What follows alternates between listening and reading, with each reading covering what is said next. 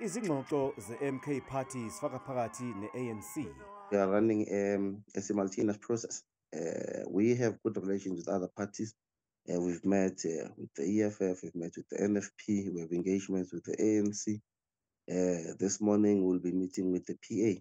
Iqembu i-MK Party lithi alihambisani nohulumeni wobambiswano ohlongozwa yi-ANC, kepha liyagcizelela ukuthi izingxoxo nokhongolose zizothela ithelo ezinhle. The concept doesn't make sense in the current political landscape, because the GNU would understand how it collapsed in 1996. After de Klerk left, it collapsed, but it was also formed under conditions that were still volatile after the apartheid government.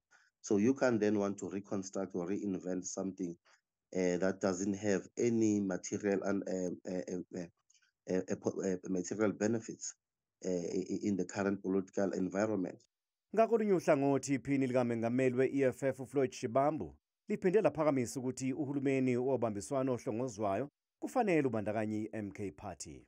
The formation of Umkhonto Wesizwe Party caused huge waves. Like, we are, as the EFF, lost 4%, 5% of the vote which we received in 2019. There were tectonic shifts in KwaZulu-Natal due to the formation of Umkhonto Wesizwe, and we respect that the people of KwaZulu-Natal have chosen Umkhonto Wesizwe. We are in engagement with Umkhonto Wesizwe with the aim of constituting a government with them in the province of KwaZulu-Natal. We're even talking about constituting government with them in Gauteng, and if there is any consensus that will be reached, we think that Umkhonto Wesizwe must play a role as well, a significant role in national government.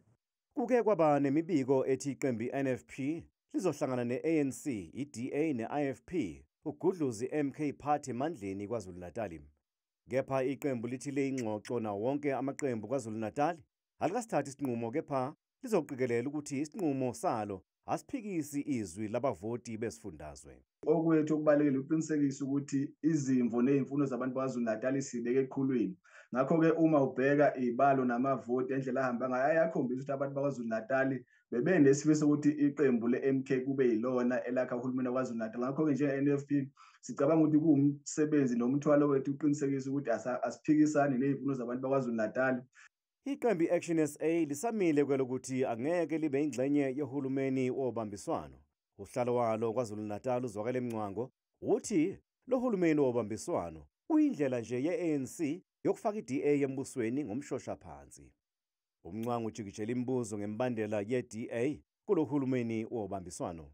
Kungani i-DA izothi i-GNU kodwa ngeke ingene kuyona uma khona i-MK ne-EFF? Yenza i-GNU phela uma ukhuluma ngohulumeni wobambiswano sokusho ukuthi bonke abantu i-unity, wonke umuntu akasondele kusebenziswane. So the fact ukuthi already banama-condition yokuthi obani ababesebenze nabo ukushiya nemibuzo.